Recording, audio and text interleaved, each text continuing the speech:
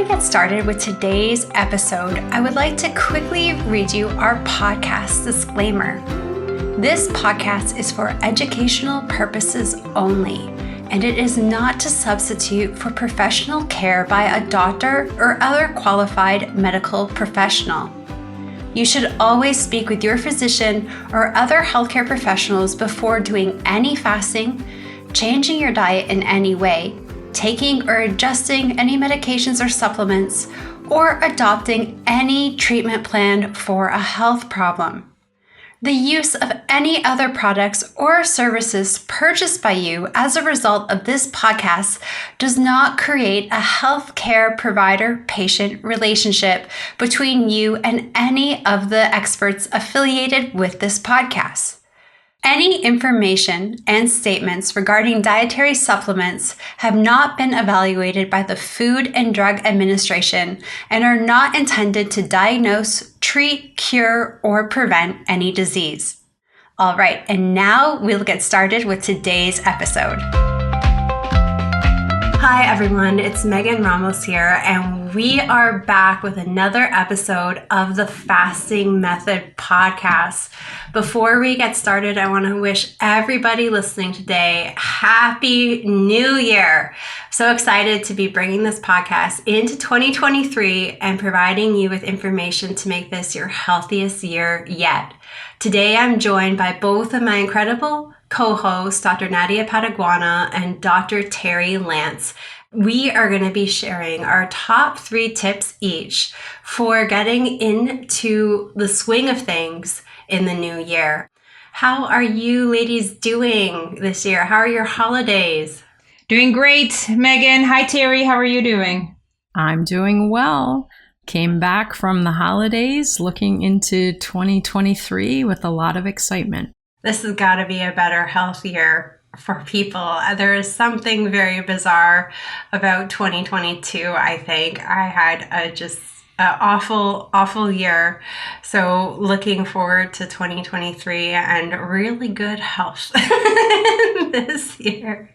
Same here. Actually, just as an aside, my birthday was in December, and my kids and I were blowing out the candles. And my only ever wish for myself and for all of you and my family is health. So as I blew out the candles, all I wished for was for good health for myself, for all of you and my family.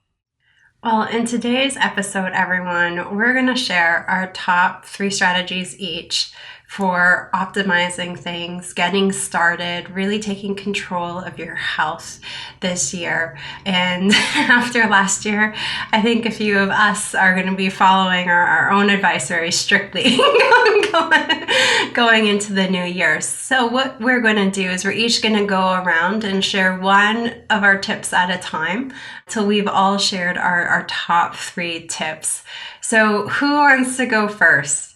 I'll go first. Oh, competition here. Go ahead, Terri. That's how eager we are to get started. Well, the first one that I would start with is, for some people who know me pretty well, this is going to be a repeat, but the idea of looking at the changes you're making in the way that you're eating and the amount of fasting that you're doing, or the fact that you fast and do TRE, to really work on making this part of your identity. You are not doing a diet plan. You are not doing a program. You are changing your life. And so the more you make these choices part of how you navigate your life, the more likely it's going to be easier to do them consistently and to sustain them long term. So for example, when I go to a restaurant, because I am someone who eats whole food, low carb approach, I know exactly what to look for on the menu. I don't look at the pages on the menu or the sections on the menu that don't fit my way of eating. It's my identity. Just like if I were someone who ate with a vegan approach, I would not even look at the meat section on the menu. I would go directly to the items on the menu that work for my approach. So making all of this part of your identity. I'm someone who eats only meals.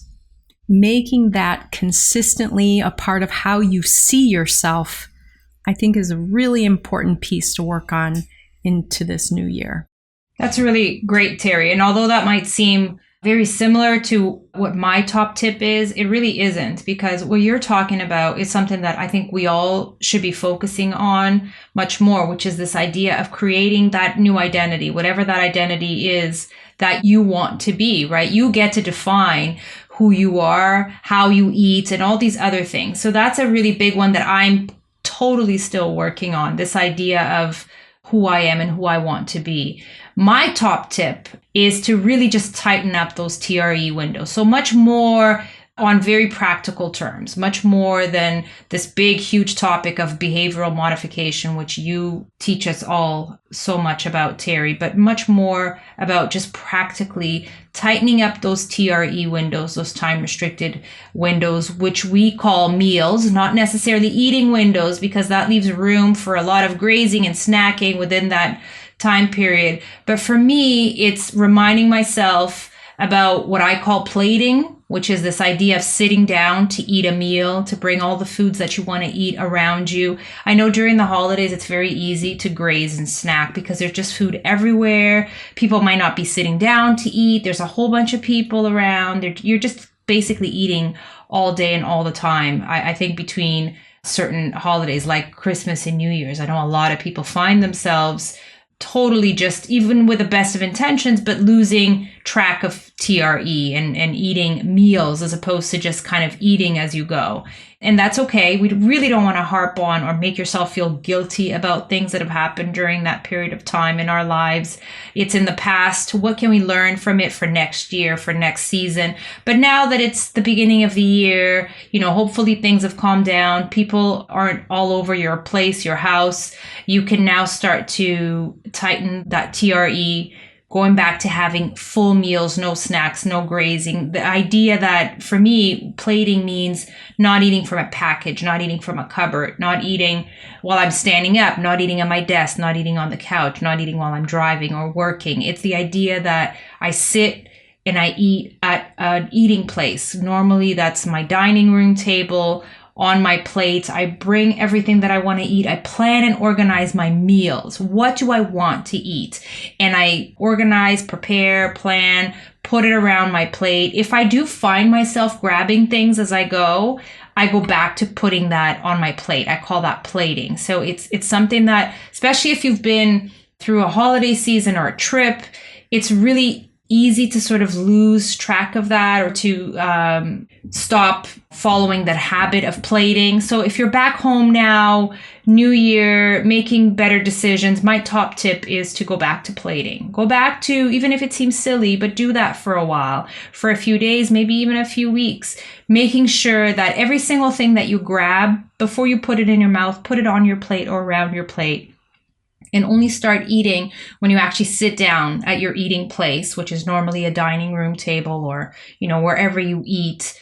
And eat in a mindful manner, meaning, pay attention to what you're eating and how you're eating it. Really enjoy that food, digest properly, chew properly. Don't be looking at your phone, at a TV, even reading a book. Even though reading is wonderful, it's probably not something that, and I've talked about this with a lot of people. It's come up, people who read have shared with me that if they read while they're eating, they're very distracted. They're not mindful of what they're eating. They probably eat more or eat things that they don't want to eat because they're just not focusing. So mindful eating for me is a very practical technique that really is essential for making sure that I actually follow TRE, time restricted eating, and that I have full meals, no snacking. So it's a very practical way to make sure that I tighten those TRE meals. So that's my top tip for sure. Even if it wasn't like that over the holidays, that's okay. Don't harp on it, but just go back to doing that.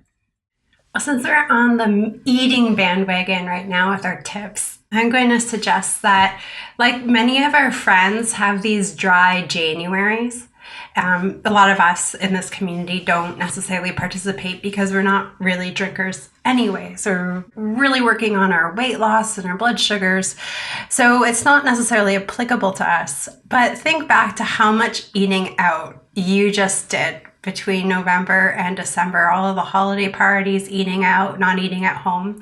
So a challenge that we have in the Ramos household every January, since dry January doesn't apply to us, but our challenge is to eat home-cooked meals throughout the entire month of January. The only exception I make for this is raw oysters when we're out and about. But that is our commitment in our household. We delay things by a couple days because our anniversary is January 2nd. But then after that, it sets the tone for good home-cooked meals.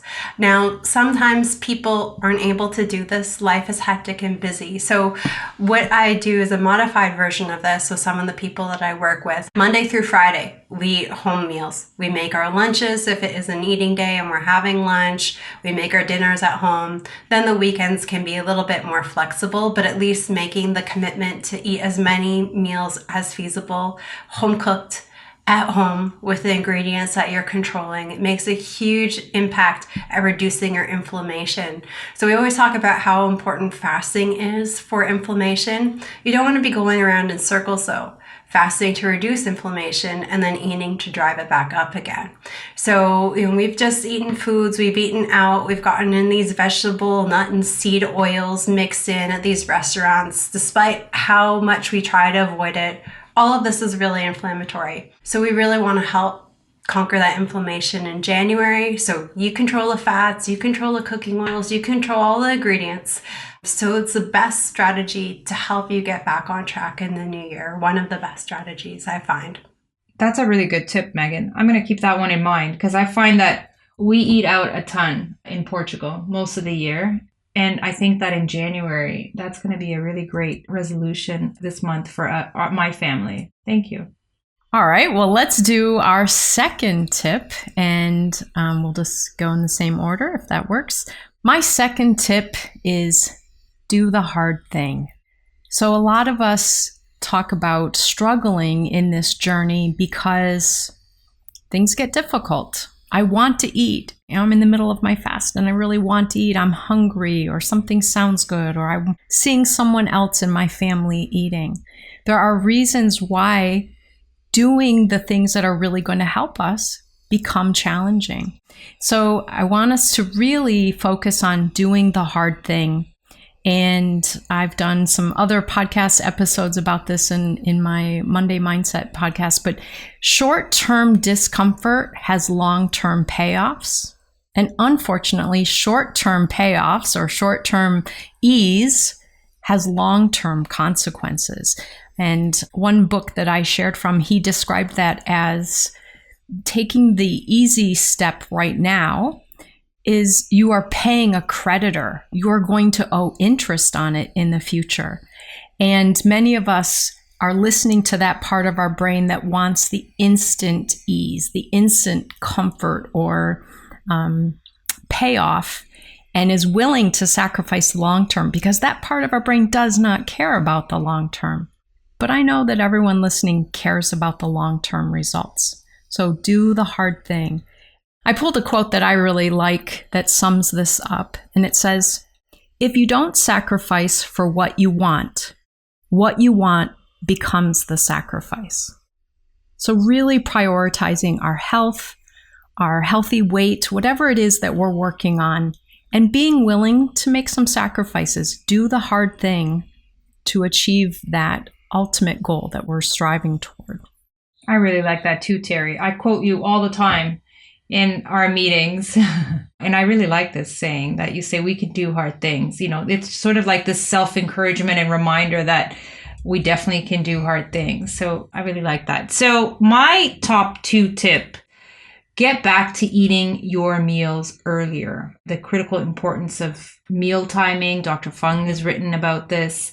From working with people with diabetes for so many years, we've learned time and time again that the earlier you eat, the better your results, especially because our body really does follow the circadian rhythm, this day-night cycle. And for most of us, right, for those of us in the northern hemisphere, this time of the year, the sun is still setting quite early. So looking at that and getting more information about that if you need, but just knowing and understanding that we produce a lot more insulin after sunset than we do before sunset, and that you're going to have better results in both fat burning and lowering your blood sugars and just getting back on track in general if you go back to eating earlier. I know during the holidays, particularly the big holidays, we tend to eat late, very, very late. So just getting back to reminding yourself that it's really important to eat earlier, as early as you can, of course, with the exception of some special occasions, but January is a really great time to, as Megan said, eat better, eat homemade meals, but also eating earlier. Really, really important. It really does make a difference. It's something that a lot of people dismiss or disregard, or maybe are not even aware of the importance of eating earlier. So the critical importance of meal timing, what time you eat. So that's a big one for me in January. I'm going to carry on with that concept into my number 2 tip. So many of us have taken a break. We've had holidays at home, traveling to relatives, going on vacation. And not only are we looking to get into better eating and fasting habits in the new year, but many of us engage in physical activity in the new year too. So for a lot of us, we've been on hiatus, 1 week, 2 weeks, 3 weeks, a month, maybe 6 weeks if you stop because the work and holiday schedule started to pick up earlier for you. And you're thinking about going back into the gym.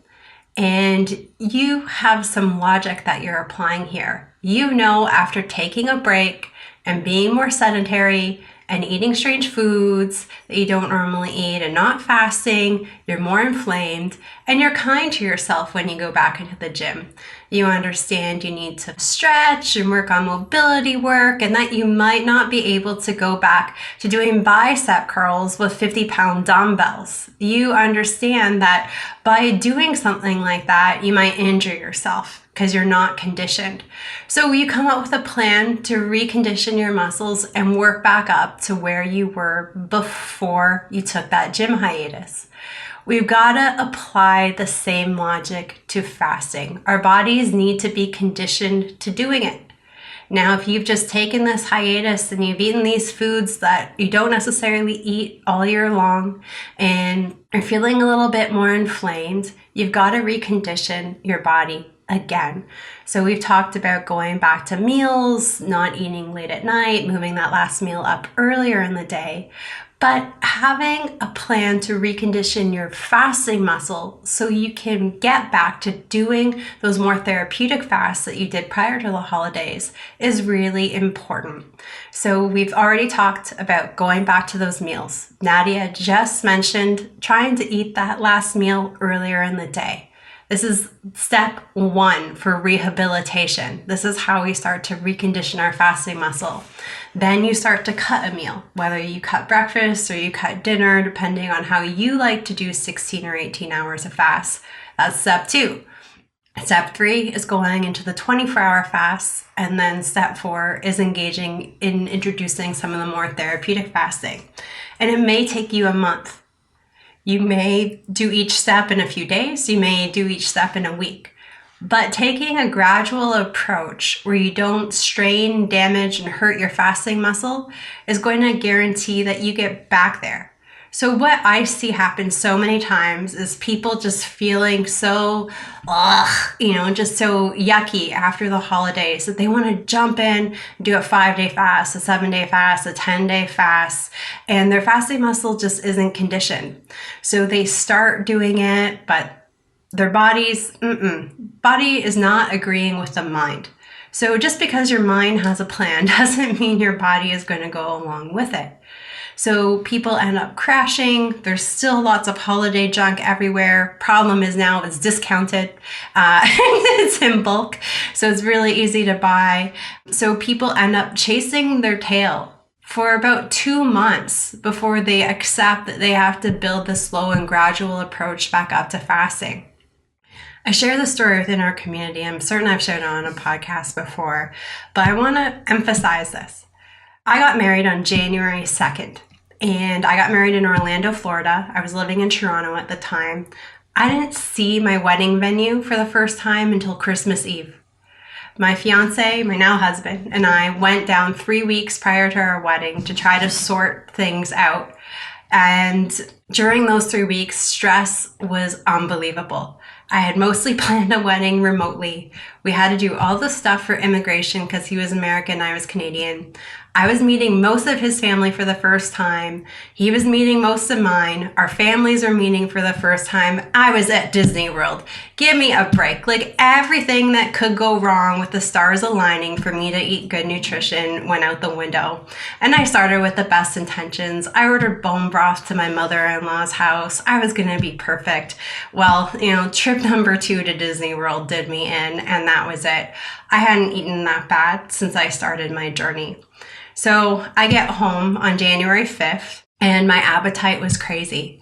And I just knew if I didn't take this slow and gradual approach, I was going to crash and burn, and I was going to end up eating like garbage in 5 days once my extended fast inevitably failed, because I had seen this enough time and time again in the community. So I did 2 weeks of fat fasting. 2 weeks of fat fasting. I moved into 24s. I worked on my TRE. I had flawless TRE. Well, the next thing I knew, it's March 1st, and I reached my lowest body fat percentage ever. I had lost nearly 27 pounds. It was absolutely wild. I wasn't doing these 5-day fasts. But what I let happen was I conditioned my fasting muscle. I focused on the basics. I stuck to them because they were achievable and I could do them consistently. And then I plowed through to this barrier that I thought it was going to take me another year to obtain, just in a couple of months after coming off of like the worst. I got married at Disney, okay? It was just bad food. Like, you wouldn't believe. It was awful. I was embarrassed if I would run into any of you. It was humiliating. It was that bad. But by March 1st, I was at this awesome 24% body fat, something I had longed to get to, just doing that gradual approach. 2 weeks of fat fasting, people, 2 weeks. But I guaranteed myself that I was going to be well conditioned as I moved back into those fasts. And I didn't even end up needing the longer fasts because I knew TRE was going to be a struggle. And I had to really focus on that. And once I focused on that, then I could jump into it. But I didn't even need to jump into it. So we've got to start with the basics and work our way up. And you're going to be really surprised at how great these basics are for turning things around and helping you really reach your goals. I love that, Megan. When I was in training to become a therapist, one of my mentors taught something that has stuck with me all along. You're going to make mistakes. You're going to go off track. Things are not always going to go well. That is not the most important thing. Those things will definitely happen. It's how you recover from them that really makes the difference. So as you said, going to that gym, you don't start out on the first day back with the heaviest weights. You build back up. You go back to a safe place and stretch. Go back to the foundations of fasting and eating well, rather than, okay, the holiday's over, I'm going to do a 6-day fast to get back on track. So thinking about how you recover and rebuild and get back into your rhythm, I think is super important. All right, ladies, ready for round 3? All right. So my third top tip is to use a concept of kind of block scheduling or planning. Create blocks of time for a specific fasting plan or approach versus a specific weight loss goal with a time deadline. So this time of year, some people say, I need to lose 25 pounds by March 15th. And the pressure is on. And once they have one bad week in there, they kind of scrap the whole plan. So I encourage instead giving your brain something that feels more manageable. It might be a short block of time, 1 week, 2 weeks, 4 weeks. So for example, you might start with 4 weeks of 18-6 every day with good TRE, meaning no snacking or grazing. Or you might be at a place where you say, I'm going to do 4 weeks of alternate day 24-hour fasts with my food being on target. I might do 10 weeks of 342s, which has been one of my favorite blocks. When I first started working with Megan as a coach many years ago, I worked on it for 10 weeks of 342s. And it was a really nice time that felt manageable. And I really got to see some results in that time. Or if you're even at a more intense part of the fasting, you might do 2 weeks of 266s in each week. So it's kind of chunking your plan. And then as you approach the end of that time chunk, you decide what your next plan is. And I think this can be helpful, one, so it doesn't feel overwhelming. If you start doing alternate day 24-hour fasts or 3 42-hour fasts a week without a chunk of time designated for this, it could feel just daunting to your brain, like, oh my gosh, am I going to do 342s forever? And then it will encourage your brain to start talking you out of it versus, no, I've committed to this for the next 6 weeks or 10 weeks. Then I can revamp my plan. That's all I have to do is focus on doing this during these weeks, and then I'll get a new plan. Breaks it up a little bit, keeps us from getting into too much monotony or feeling too overwhelmed. So I think this is a really important strategy for people to consider at this time of year, heading into, for many of us, it's winter time, can be a little bit more challenging for people as far as the weather, the number of hours of darkness and things like that. And for other people in our community, it's summertime, and that has its own challenges with social opportunities. So blocking your time. If you're going to, even let's say you want to explore doing a different eating approach, like maybe you're interested in exploring carnivore eating, set a time of doing that. I'm going to do carnivore for 4 weeks. I'm going to assess what happens during those 4 weeks, rather than just, I'm going to do carnivore and leaving it kind of open-ended, or again, that way that can be overwhelming to our brain to feel like what you're committing to is forever. All right, so my turn for my third tip. So my first tip was how you eat, how to eat to get back on track. The second one was what time you should eat to get back on track. So the third one is a lot more focused on what to eat to get back on track. And really, I'll share with you that I'm a huge fan of elimination diets. I know some people might be tired of them or might have certain opinions about elimination diets, but I really like the concept of elimination diets for a short period of time. And I think the month of January is a really great month. And I also learned this from Coach Terri, but it's a really great month for you to sit down and define what your list of my foods are going to be for this month. And you get to define that. Nobody gets to define that for you. You get to use all your experience from the past, what you've done well with, things that you've read, or maybe you can take some guidance from us and our experience and really just create a list of foods. And even though I think a lot of people think that doing any sort of quote unquote diet is very restrictive or it makes you feel a certain way, it actually, if you've done any of these before, for the period of time that you're doing it, the simpler your diet is and the more repetitive it is, the easier it is to do. So I personally do this often. I like elimination diets. January is a great time to do it. September for me is always a great time to do it. After a holiday, a trip, I really like to go back to, I personally choose fat fasting as my elimination type diet. I choose, 3 or 4 foods out of that list and just have those very simple, repetitive recipes for a period of time, because it really helps with lowering inflammation. A lot of you might be feeling not just bloated and irritable, but you might actually be feeling some pain. Some of maybe your aches and pains have come back during the holidays because of the inflammation, like the arthritis. And so I find that when I do, not just myself, other people as well, my experience with my clients in the past is that doing an elimination diet for a period of time really does help not just bring down that bloating, but also the pains and aches. So just choosing an elimination type plan, choosing your list of these are my foods. I do like the idea of what Terri mentioned today, the idea of, at some point just kind of creating a new identity for yourself, and maybe you're there already, that would be amazing, where you don't have good days and bad days, just every day you choose and you eat only from your foods. But if you found that during the holiday period you were not happy with your food choices, this is a really great time for you to redefine that list and make it actually even simpler and smaller than usual.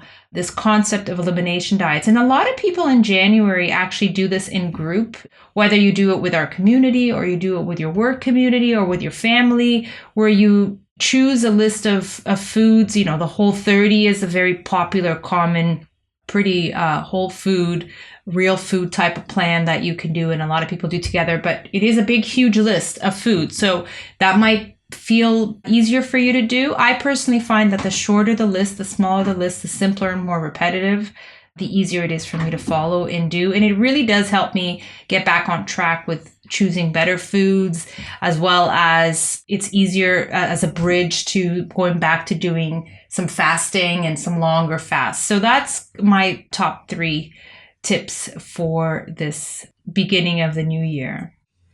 When we eat more, the more we want to eat, whether it is sugary foods or low carb foods or ketogenic foods. In general, the more you eat, the more you're physiologically going to want to eat. Now, it's not as dramatic of an increase in appetite when you're doing more of a ketogenic diet versus, a high carb, high sugar diet. But the bottom line is the more you eat, the more you want to eat. It's a physiological thing. So throughout the holidays, we've eaten more. So fasting is going to be challenging. If we've deviated from our foods, getting back on track with our foods is going to be challenging. So you've got to be kind to yourself. But one hack that really works quite well is to start your morning off every morning with some water and salt. This salt, first thing in the morning, can have a huge impact on how you feel in the afternoon. This salt, first thing in the morning, can make you or break you at that 4 o'clock witching hour that you're struggling to get through. Most of you do not take salt till you start to feel unwell during your fast.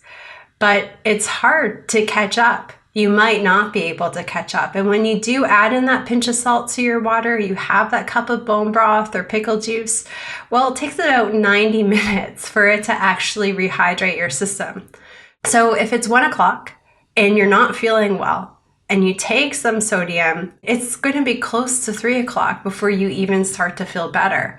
So if you're really not well, you're not likely going to make it till 3 o'clock. So we've just come off of a period of eating more. Our insulin levels are up, whether they're up a bit or a lot, depending on the foods that we ate, they're still up. We're retaining water. That water is going to come off as we start to get back to our routines. We're going to lose electrolytes in that water. Our hunger is all weirdly wired at the start of the new year.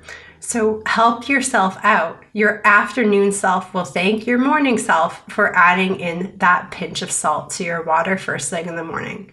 And if you're someone who can't drink water first thing in the morning, you can even add that pinch of salt into your coffee or your tea. And fun fact, it actually cuts the bitterness of the black coffee or the black tea quite substantially. So you don't have to rely on creamers or sweeteners. Adding in that salt can make a really big difference. So help yourself in that morning when you feel good. Let's stay feeling good by adding in that pinch of salt.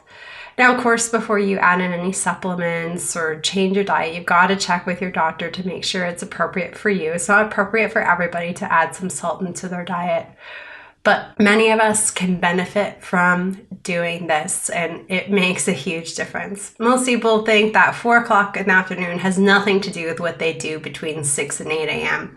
It has everything to do with what happens between 6 and 8 a.m. So we've got to help take care of our adrenals, take care of our thyroid to make that afternoon feel good. And when we feel good, it makes it a lot easier to get back into the swing of things with our desired fasting and nutritional plan. All right, everyone, hopefully you're well equipped with some strategies to help you. Now, if you're looking for some more help or guidance, we are offering an intermittent fasting masterclass. It's a 2-week fasting boot camp that starts on January 9th. You have until the end of the week to register for it.